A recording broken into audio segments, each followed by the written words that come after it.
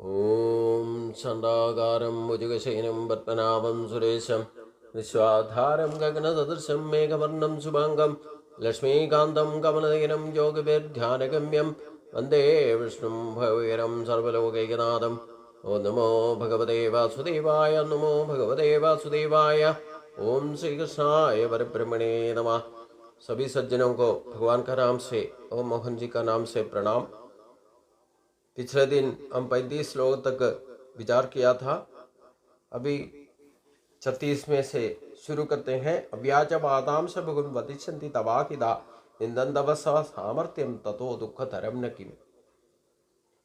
आपका जो शत्रु पक्ष में खड़ा है, यही लोग तुम्हारा अभी तक जो दिखाया हुआ सामर्थ्य को निंदा करेगा और अपकीर्ति में कहीं भी आपका अच्छा बुरा करेगा।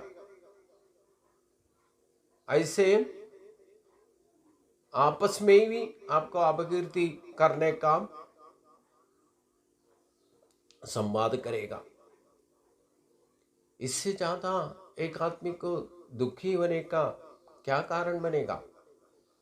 इसलिए सोचो, तुम्हारा आदर करने वाला तुम्हें निंदा करेगा।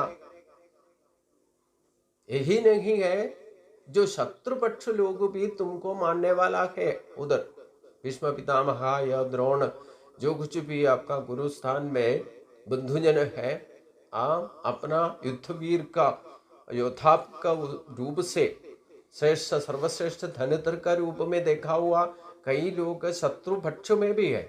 यही लोग तुम्हारा कीर्ति करने वाला था, वो भी अभी तुम्हारे नाम से निंदा करेगा, अपकीर्ति करेगा, तुम्हारे बारे में कई लोगों को बता देगा। ये एक भीरू है बोल के सभी का सामने बताएगा। ये तुम्हारे लिए अच्छा नहीं है, ये तुम्हें और दुखी करेगा। इसलिए हतो वा प्राप्स्यसि स्वर्गं जित्वा भविष्यसि महीम् तस्मात् उत्तिष्ठ कौन्तेय युद्धाय कृतनिश्चय।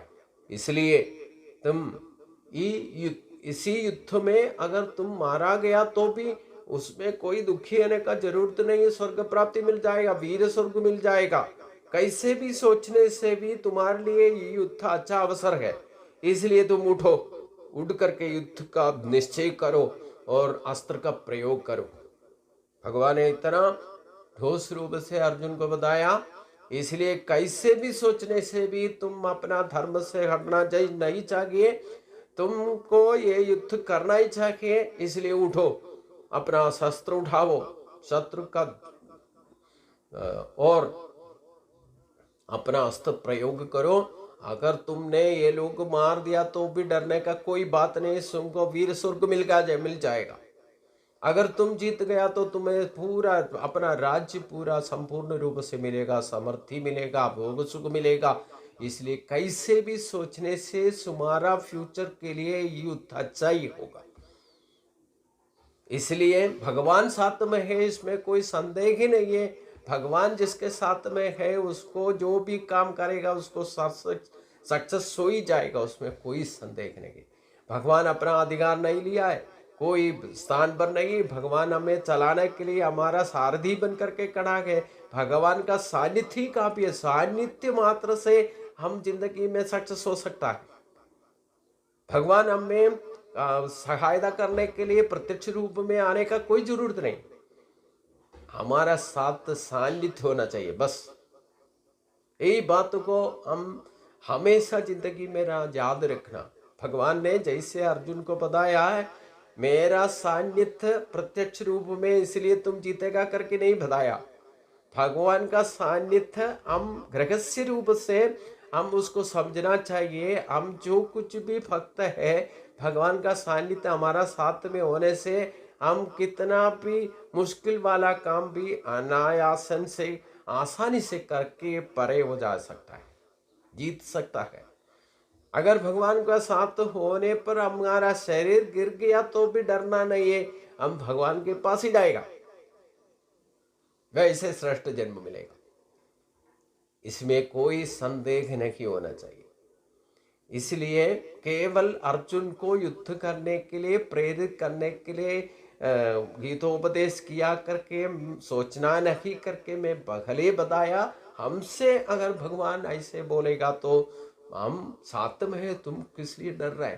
जो कुछ भी हमारा स्वधर्म को करते आगे बढ़ो जिंदगी, उसमें बीच में हम गिर गया, मर गया तो भी डरना नहीं, उसी का श्रेष्ठ जन्म हमने फिर भगवान द्वारा प्राप्त हो जाएगा।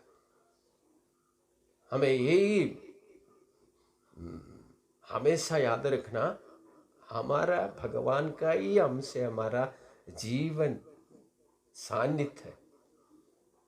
हमारा आत्मा अपना शरीर में है ना, जीना है, हम सोच विचार करने का या आगे बढ़ने का एक कदम भी रखना है तो भी हमारा जीवन हमारा शरीर में जब तक के तब तक की हमारा हरकत ही चलेगा। तो भगवान, वही भगवान का सान्निध्य हमारा प्रत्यक्ष रूप में है। इसी को मान करके, भगवान मान करके, आत्मस्वरूप भगवान को मान करके हम कुछ भी काम करेगा वो सक्सेस होगा ही होगा। अगर हम उसका बीच में हम अपना करते वक्त काम का बीच में हमारा शरीर गिर गया तो भी डरने का बात नहीं, शरीर को नाश कभी न कभी होना ही होना है। हमें दूसरा शरीर का प्राप्ति हो जाएगा, बोला ना। जैसे हम वस्त्र चेंज करते हैं, जीर्ण वस्त्र को बदल करके नया वस्त्र डालते हैं, वैसे ही एक मृत्यु हो गया, अपना कर्तव्य कर्म करते हुए हमारा शरीर को छोड़ना पड़ा तो भी हमें श्रेष्ठ शरीर मिलेगा। उसी कुल में, उसी खानदान में हम फिर उसी स्थान पर जा वहां करके जन्म लेकर के अपना कर्म को पूर्ति करने के लिए नया शरीर मिल जाएगा। कैसे भी देखने से हमें भगवान का साथ, भगवान हमारा साथ होने से हमें कभी जिंदगी में पराजित होने का जरूरत ही नहीं है, कभी दुखी होने का जरूरत ही नहीं है। इसलिए भगवान कई बार हमें बताता है, ना सोचित मर्कसी। हम ये बात को, ये रहस्य को नहीं जानता, इसलिए हम जिंदगी पर परेशान होकर के भाग दौड़ करते रहता है। उसका कारण क्या है? हमारा पूरा शक्ति को हम भौतिक सुख भोगों को हासिल करने में पूरा शरीर को भी लगाता है, तन भी, मन भी, हमारा इंद्रिय शक्ति, ईश्वर शक्ति को भी, जो भी देवीय संपदा में मिला है उसको भी ठीक तरह से समझने का टाइम नहीं बोल करके हम भाग दौड़ में लगा देते हैं। वो सब जो कुछ भी हासिल करता है वो दुखपूर्ण बन जाता है। हम फिर यही बात के लिए दोबारा आना ही पड़ेगा, तभी भी आना ही पड़ेगा। हम अच्छा काम करके मरो या बुरा काम करके मरो, इस भूमि में दोबारा आना ही पड़ेगा, आना ही पड़ेगा। जब तक भगवान के पास ये कर्म का क्लियरेंस नहीं देता है, कर्म बंधन से हम खुद, कर्म बंधन बना के रखने वाला भी हम है, कर्म बंधन से मुक्त होना चाहिए उसके लिए काम करने वाला भी हम है। तो कैसे भी हो हमें इस भूमि में दोबारा जन्म लेके आना है, कोई भी शरीर लेकर के आना ही पड़ेगा, इसमें कोई संदेह नहीं। पुनर्जन्म का चक्कर में है हम, इससे मुक्त होना हो तो हम ये सब कुछ, जो कुछ भी करने के लिए भगवान ने हमें शरीर दिया है उसको संपूर्ण करके भगवान के पास जाकर चरण में रो, तभी तो हमें मुक्त करेगा। इसलिए अर्जुन को भगवान ऐसे खटक बात बोल दिया, तुम कैसे भी सोचो तुम्हारे लिए अच्छा ही होगा, इसलिए तुम ये उठो, युद्ध करो, इसमें तुम्हारे लिए आगे फायदा ही होगा। यही संदेह था। कौन जीतेगा कौन मरेगा ये पता नहीं है, कौन जीतने से धर्म परिपालन होगा या अधर्म का, धर्म अधर्म का विवेचन करने में मैं असमर्थ है करके बताया। लेकिन तुम ये सोच विचार करने का जरूरत नहीं, तुम अभी जो योग किया है वो कर्म को पूर्ति करो, तुम्हारे लिए अच्छा ही होगा, उसमें कोई संदेह नहीं कि मैं तुम्हारा साथ है। योग विदाम नेता मिल करके अर्जुन का सारथी बन करके बैठा है, तो हमारा बुद्धि के स्थान पर भगवान बैठा हुआ है। हम ये सोचना चाहिए कोई भी काम करता है तो हमें आगे करने वाला एक एक कदम चलाने वाला भगवान है। इसलिए मैं गीता का प्रयोग लेकिन प्रचरण करने के लिए भगवान ने मेरे को नियोग किया, तो मेरा स्वधर्म क्या है भगवान ने मेरे को समझाया। ऐसे विजुअलिस्ट रूप में पूर्व जन्म में क्या क्या किया था, उसमें कहाँ भ्रष्ट होना पड़ा, कैसे भ्रष्ट हुआ, उसका कारण क्या, कौन किसके साथ में मिलकर के तुमने काम किया, ऐसे कैसे कैसे हो गया, उसको क्लियरेंस करने के लिए हमें पूरा बात को विजुअलिस्ट रूप से भगवान ने, क्योंकि मेरे को संदेह था मैं कैसे कर सकता हूँ इसके साथ, एक कर्म के साथ एक मंदिर में जाके कुछ काम करने के लिए बोला था, वो करने के लिए मेरे को क्या संबंध है। मैं उसी इलाका में ही जन्म ले लिया और कहीं जन्म लिया है, फिर इधर आकर के ये सब करने के लिए बाकी लोग मानेगा क्या, ये सब कुछ मैं भगवान से पूछा तो मेरे को दृश्य विजुअलिस्ट रूप से वो पिछला जन्म का पूरा स्टोरी कैसे कैसे हुआ करके मेरे को दिखाया। उसके बाद भगवान ने मेरे को निर्देश दिया, तुम एक काम करो, इसमें पूरा सक्सेस हो जाएगा। जैसे अर्जुन को बताया वैसे तुम उठो, तुम एक ही बात को याद रखना, तुम एक डेजर्ट में चल रहे, इसमें आगे पीछे देखना नहीं, किसी का बात नहीं सुनना, अपना बंधुजनों का भी, सुहृत का, किसी का भी किसी को विश्वास नहीं करना, तुम्हारे साथ मैं हूं, इसलिए तुम उस काम को पूर्ति कर सकता है, इसमें कोई संदेह नहीं, कभी पीछे नहीं हटना, तुम आगे बढ़ते रहो, एक एक कदम में तुम्हारे साथ मैं होगा, इसलिए ये कर्म तुम्हें करना ही है, उसी के लिए तुम आया है, इसलिए उसको कर्तव्य को कभी पीछे नहीं हटना। ये पीछे हट गया पिछले जन्म का, दोबारा आने का ही वक्त क्यों मिला तुम्हें, तुम पिछले बार जो काम करना था वो पूर्ति नहीं किया, अगर करने का नियोग किया था उसको शास्त्र को अनुसार करना चाहिए था, उसमें से तुम दूसरे किसी के साथ में मिलकर के उसमें से हट गया, इसलिए तुम्हारा काम बिगड़ गया। जैसे कि भगवान ने खुद जन्म लेते वक्त देवकी को और वसुदेव को बताया था, मेरे को कभी अपना पुत्र रूप में तुम लोग नहीं देखना, क्योंकि इसलिए पीछे जन्म में भी मैं आपका पुत्र बनकर के आया था, लेकिन मेरे को साधारण अपना पुत्र का रूप में देखा, उसी हिसाब से तुम्हारा जिंदगी 2 जन्म वेस्ट हो गया। इसी जन्म में कम से कम तुम लोगों को मेरे को पुत्र रूप में नहीं देखना, परमात्मा स्वरूप का रूप दर्शन दिया था भगवान ने, दर्शन दे करके बताया, तुम अगर इस जन्म में तुमको भगवान प्राप्ति, आत्म साक्षात्कार या ईश्वर साक्षात्कार लेना है तो मेरे को पुत्र रूप में नहीं देखना करके बताया।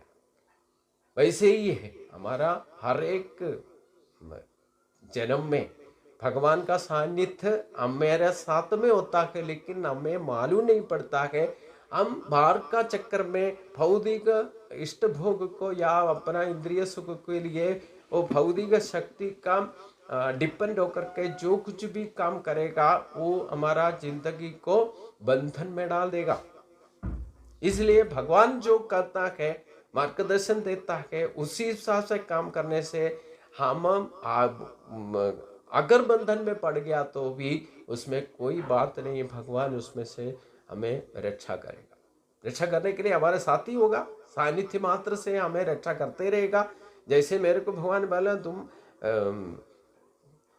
मेरे साथ मैं जो कुछ बोला वो करो, दूसरे किसी को विश्वास में नहीं लेना है, अपना बंधुजनों को भी छोड़ो, उनको भी जो कुछ बोलता है, क्योंकि पिछले जन्म में तुम चक्कर में पड़ने का एक ही बात है, दूसरे का बात तो सुन करके कुछ कर दिया, वही तुम्हें बंधन में डाल दिया।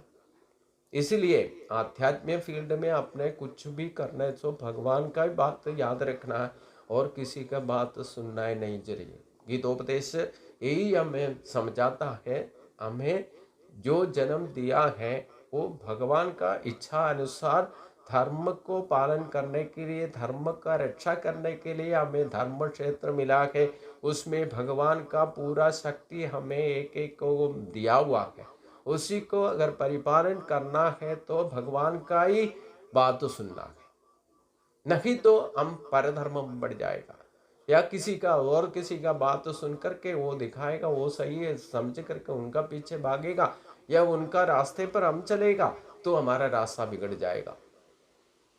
इसलिए इसी में हमने स्वधर्म का अधर्म का जो पहचान होना चाहिए। इसलिए जैसे अर्जुन को भगवान इसी श्लोक में जैसे बताया, कैसे भी देखने से मैं जो बोलता हूं वैसे तुम करने से तुम आगे जिंदगी को सक्सेस बना सकता है, उसमें तुम विजयी होगा। कैसे भी अगर मैंने जो बोला है उसी कर्म वर्ग करते वक्त ये शरीर तो मरना ही मरना है, अगर मर गया तो भी डरने की बात नहीं, सुनको स्वर्ग प्राप्ति ठीक से जन्म लेगा, दूसरा श्रेष्ठ स्वर्ग बोलने से क्या है, ऐसे कोई प्लेटफॉर्म तो नहीं है। हम ऐसे सुख समृद्धि में अच्छा कुल में आकर के जन्म लेगा, सुख समृद्धि में जो पिछले जन्म में अनुभव नहीं कर सकता था इस जन्म में अनुभव करके हम सक्सेस हो जाएगा। कैसे भी देखने से तुम्हें अच्छा ही होगा, वही श्रेयस है। इसलिए भगवान का ही बात तो सुनना करके अर्जुन को एक अपना दृढ़ निश्चय भगवान ने अर्जुन को दिया। इसलिए इस धर्म युद्ध में तुमने भाग लेने से तुम्हें कैसे भी हो अच्छा ही होगा। अगर तुम वीर मृत्यु हो गया तो भी डरने का बात नहीं, सुंगो स्वर्ग प्राप्ति मिल जाएगा। अगर तुम जीत गया तो इस राज्य को अनुभव करो, भोग सुख, जो राज्य का जो जितना जिंदगी बचा हुआ है उसको सुख समृद्धि के साथ तुम बीता सकता है। कैसे भी हो श्रेयस होगा तुम्हारे लिए। इसलिए सुख दुखे समय कृत्वा लाभा लाभौ जया जयो तथो युद्धाय युज्यस्य नैवं पापम अवास्यसि। ये सुख दुख लाभ नष्ट जया पराजय इसको समान रूप से देखो और अपना युद्ध को अपना कर्म को पूर्ति करो। उसी प्रकार मैंने जो बोला था उसी प्रकार तुम करने से तुम कभी पाप पंगिल नहीं होगा, मतलब पाप मुक्त हो जाएगा। भगवान का बात तो सुन करके अच्छा बुरा आगे पीछे सोचना नहीं। हम भगवान ने जो निर्देश किया उसमें कोई निस्संदेह काम करने से उसका सुख दुख या लाभ नष्ट जय पराजय जो कुछ भी होता है उसके बारे में सोचना नहीं। भगवान ने जो करने के लिए बोलेगा निस्संदेह उसको करो, उसमें कोई पाप नहीं होगा। ये भगवान ने क्लियर करके दिया है। इसलिए तुम धर्म अधर्म का चिंता छोड़ो, जय पराजय का चिंता छोड़ो, सुख दुख का चिंता छोड़ो। जो कुछ भी मैंने बोला वह है ये धर्म युद्ध को करने के लिए बोला, तुम उड़ करके करो, उसमें कोई पाप दोष तुम्हें नहीं होगा, क्योंकि मैं तुम्हारा साथ है। यही बात तो 18 अध्याय में या 18th चैप्टर में भगवान ने भैया स्वधर्म में बीजापेक्षा, मतलब स्वधर्म भगवान ने अर्जुन को ही नहीं हमें एक श्रेष्ठ प्रतिज्ञा करके उपदेश देता है। तो उसी में भगवान यही बताया, मैंने जो बोला है उसी हिसाब से तुम कर करके उसको छोड़ करके मेरा चरण में आ जाने से उसमें कोई भी पाप दोष हो जाते हैं, तुम डरने का बात नहीं। हम तो सर्वपापेभ्यो मोक्षयिष्यामि मा शुचा, सर्वधर्मान् परित्यज्य मामेकं शरणं व्रज अहं त्वा सर्वपापेभ्यो मोक्षयिष्यामि मा शुचा। मैंने जो कुछ भी बोला है उसी हिसाब से तुम काम करने से तुम जिंदगी में सक्सेस हो जाएगा। उसके बाद वो कर्म को मैंने जो बोला वो पूर्ति करके मेरा चरण में आ जाओ। उसी में जो काम करते वक्त तो कोई भी पाप दोष पड़ गया तो भी चिंता नहीं करना, हम तो सर्वपापेभ्यो मोक्षयिष्यामि मा शुचा, उसमें सर्व पापों से मैं तुमको मुक्त करेगा।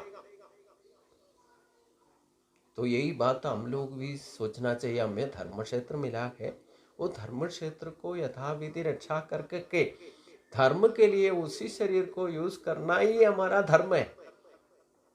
उसका बीच में धर्म का रक्षा के लिए हमने कोई भी काम अच्छा बुरा जो कुछ भी सुख दुख लाभ नष्ट आगे का, अब हम ऐसे भी सोचता है ना कोई भी काम करने में तो जो आगे का उन लोगों का विचार क्या होगा। इतना एक्साइटमेंट में मतलब हम खाना एक घर में जाके चाय पीने के लिए दिया, हम चाय नहीं पीता बोलने से उनका विचार क्या होगा, वो दुखी हो जाएगा बोल करके हमारा तात्पर्य नहीं है, फिर भी वो चाय उड़ा करके हम उनका इच्छा का अनुसार हम काम कर दिया तो हमारा ही पेट गर्म होगा कि नहीं। इसलिए भगवान सोचता है, आगे पीछे कौन सोचता है उसके बारे में सोच विचार करने का हमारा हक ही नहीं है। सुख दुख होने दो, लाभ नष्ट होने दो, जय पराजय होने दो, कुछ भी हो, ये द्वंद्व भाव को छोड़ो। तुम्हें जो कुछ भी बोला इस टाइम में आगे पीछे देखना नहीं, वो काम करो। उसमें कोई दोष हो गया तो भी उसमें से मैं रक्षा करूंगा, वो कोई पाप ही नहीं होगा। भगवान ने जो कुछ बोला उसी हिसाब से आप काम करने से आपको पाप मुक्त होने के अलावा कोई उसका फल नहीं मिलेगा, उसका पाप ही हो जाएगा। ये कुछ सोच के हमारा गलत भाव से विचार आ जाता है, अज्ञानता का वजह से हमें ऐसे सोचना पड़ता है। मतलब भगवान ने जो कुछ बताया उसी हिसाब से हम काम करने से उसमें कोई पाप होने का जरूरत ही नहीं है, होगा ही नहीं। क्योंकि भगवान धर्म रक्षक का, धर्म का परिपालन का अधिकारी होने वाला एक मालिक बैठा हुआ है, वो हमारे साथ सारथी बनकर के हमारा बुद्धि स्थान पर बैठा गए। उनका निर्देश हम परिपालन करने से हमें पापी कभी नहीं बनेगा। यही बोल करके कर्म तत्व को अभी संपूर्ण कर दिया। क्या करना चाहिए, क्या नहीं करना चाहिए, करने से क्या फायदा, क्या नहीं होगा, ये सोच विचार को छोड़ो, तुम अपना कर्तव्य कर्म को पूर्ति करो। उसमें कोई पाप होने का सवाल ही नहीं होता है, क्योंकि ये धर्म युद्ध है। ऐसे एक तुम्हें एक अवसर मिला है, यही महाभाग्य, वो भी भगवान का सानिध्य में काम करने का मौका मिला है। इससे अच्छा जिंदगी में एक भक्त को कैसे मिलेगा, कब मिलेगा। येषां ते अभिहिता सांख्ये बुद्धि योगे तिमां शृणु बुद्ध्या युक्तो यया पार्था कर्मबंधं प्रकाश्यसि। हे अर्जुन, अभी तक तुमको मैं बताया है आत्म सत्व और कर्म तत्व के बारे में, सांख्य विषय में बात किया। तो आत्मज्ञान, आत्मबोध का हिसाब से भगवान का सानिध्य के साथ कैसे काम करना, भगवान को स्मरण करते हुए भगवान को अनुवाद लेकर के क्या काम करना चाहिए, कैसे करना चाहिए, ये सूचित सांख्य विषय का हिसाब से मैंने बताया। अभी मैं कर्म योग के बारे में मैं समझाता हूं। अभी कर्म योग के अनुसार ज्ञान योगते कैसे प्राप्ति होगा करके मैं तुमको बताता हूं, श्रद्धा रूप उसको सुनिए। तो तत्व विचार के अनुसार अभी तक तुमने जो कुछ भी ज्ञान हासिल किया है उसी का अनुसार तुम अपना कर्तव्य कर्म को कैसे करना चाहिए, कर्म बंधन से मुक्त होकर के अपना कर्तव्य कर्म को कैसे करने का कर्म योग के बारे में मैं अभी बताता हूं। वो श्रद्धा रूप सुनो। नेखाम अभिक्रमनाशोसी प्रत्यवायो न विद्यते स्वल्पम अभ्यस्य धर्मस्य त्रायते महतो भय। कर्मयोग का एक सर्वश्रेष्ठ उपदेश शुरू में भगवान दे रहा है। कभी भी अगले अध्याय में थोड़ा सा और स्पष्ट रूप से इसी बात को बताएगा। कर्म योग करने से कभी अविक्रम नाश नहीं होगा। अगर तुमने जो काम करता है उसको पूर्ति संपूर्ण नहीं करता तो भी डरने का बात नहीं, उसमें कुछ भी नष्ट नहीं होगा, क्योंकि अनिष्ट कर्म विपरीत फल नहीं देखा। कर्म योग का अल्पमात्र आचरण से भी तुम भय से मुक्त हो जाएगा। तो कुछ नहीं करने से भी अच्छा है, कुछ भी नहीं करने से भी अच्छा है कुछ न कुछ करो, यही इसका अंतरार्थ है। कभी जिंदगी में खाली होकर के बैठना नहीं। अगले अध्याय में इसको स्पष्ट कैसे करता है। नहीं कश्चित क्षणम अभी जादु तिष्ठत्य कर्मगर कार्य देखे वशक कर्म सर्व प्रगति जाय गुणई। यही श्लोक से इसको स्पष्ट करता है। मतलब हम जन्म से लेकर मरने तक कभी भी खाली होकर के बैठना नहीं चाहिए, कुछ न कुछ करना ही चाहिए।